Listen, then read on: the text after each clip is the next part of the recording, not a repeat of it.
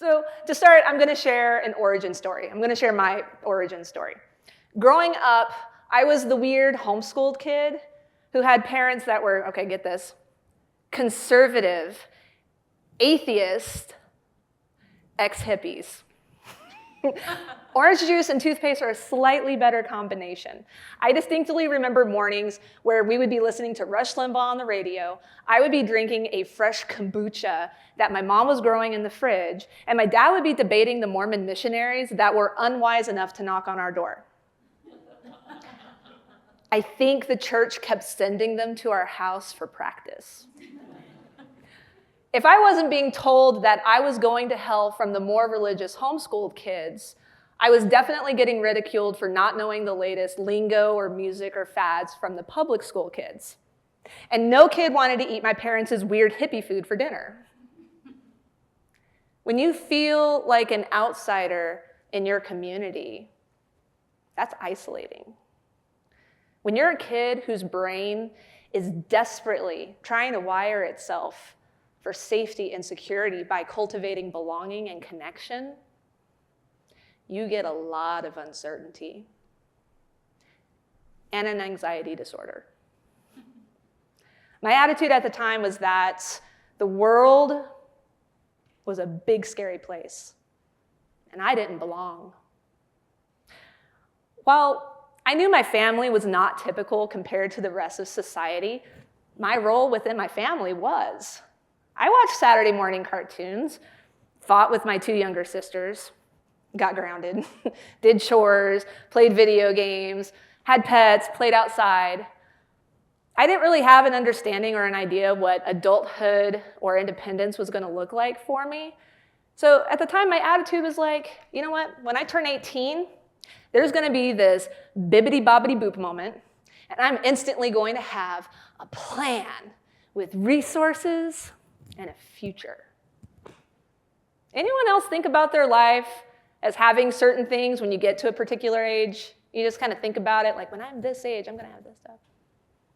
I distinctly remember my 18th birthday, and it wasn't because my fairy godmother came to visit. I had a huge emotional breakdown for more factors than just typical teenage angst. At the time, I had no formal education, I had no legal work history, and I didn't even have a social security number. Did I mention my parents were very anti-government? I remember trying to open up a bank account, and the teller said to me that I did not exist. Here I was, on the cusp of entering a world that was never familiar to me. And not only was I not prepared, I was invisible. It was at that moment that I made the biggest mistake of my life by not becoming a secret agent. Dang it. Instead, my younger sister and I poured ourselves into our one extracurricular activity, martial arts. Aside from being students, we volunteered to teach classes, and eventually we were working in the office. For me, this was a lifeline for certainty. I had a community. I found a place where I had status. There was structure where I could improve and grow. Not only did I exist, I was successful, and I loved it. Unfortunately, the owner of the gym stopped showing up, and that was a threat to the only source of certainty I had outside my family. I already knew that there was not going to be any magical moment that was just going to come and fix everything. So my attitude shifted. I decided I had to do something. Now, the only thing that my sister and I could functionally do was just keep showing up, running things as usual, and communicating with all of the stakeholders about what was happening. There's something to be said about showing up. Because while there was really nothing my sister and I could do that was going to save that business, our effort caught the attention of a very critical stakeholder, the landlords. After hearing that that gym was our passion and something we wanted to have as a career, they were able to leverage my sister and I into a full business ownership with no formal education, no business capital, and no experience of any kind other than what we had learned by doing. My sister and I became full entrepreneurs before our 22nd birthdays. And we stayed in operation for 15 years. Now, if there's any business professors here right now,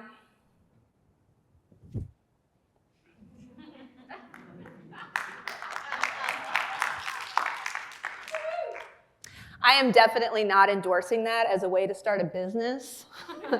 So do not expect me to write a book about it. And if you happen to be a business major here, please listen to your professors. The conventional route is significantly less risky, and it has a much greater chance of success. But it's not the only way. In situations where you're especially impassioned and driven, that energy is contagious. People notice. And if the right people notice, there's no limit to what can be accomplished, regardless of the circumstances or precedent. For me, it was an experience of the power that lies within listening and believing in myself. It's really unfortunate that we're not robots. Because if we were, that one experience alone would have been enough for me to completely believe in myself for the rest of my life. But if you're like me, and I assume human, one experience isn't always enough to be able to learn something. We have to be reminded again and again and again and again. Despite me having this amazing accomplishment from such a young age, part of me still felt like I cheated. I didn't think that I deserved what I had earned because I didn't go about it the conventional way. I doubted my intelligence because I didn't have a degree. And I had insecurity about being able to connect with people because up to that point, I had yet to have a single friend or a single date. Let's be real, that was more important at the time.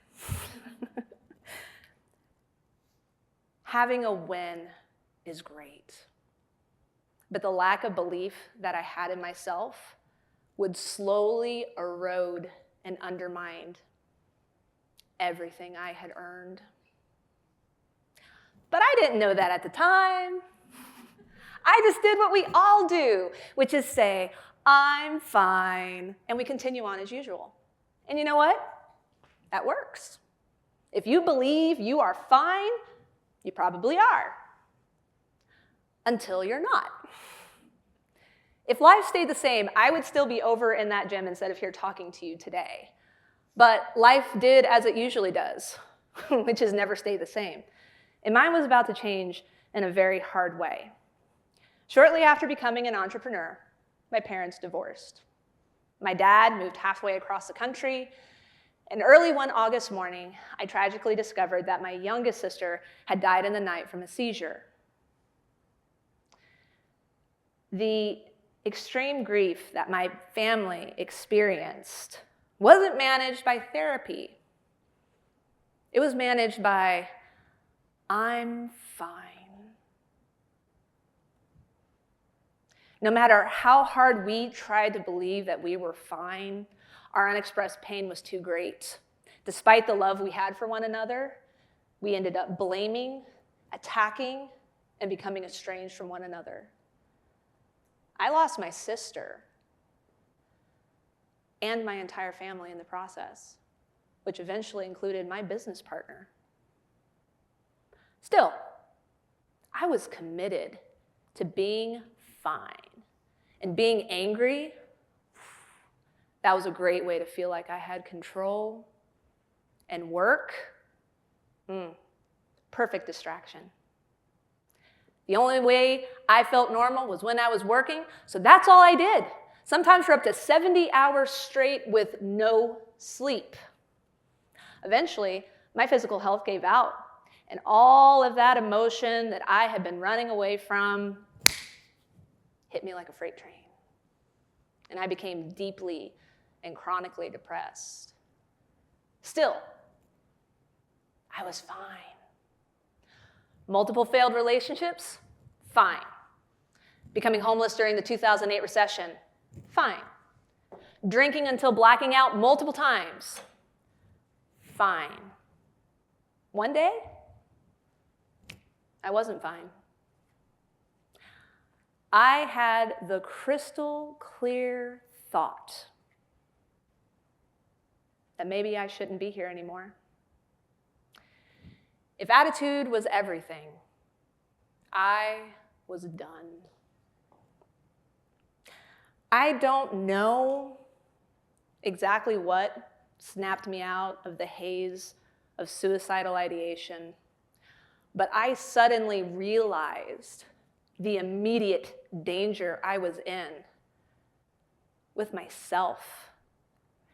In a panic, I called the one person who had shared their mental health story with me, and they helped me connect with resources and begin what has been a long, continuous, and enriching investment into my mental health. Session after session, across multiple therapists, I started listening to myself again.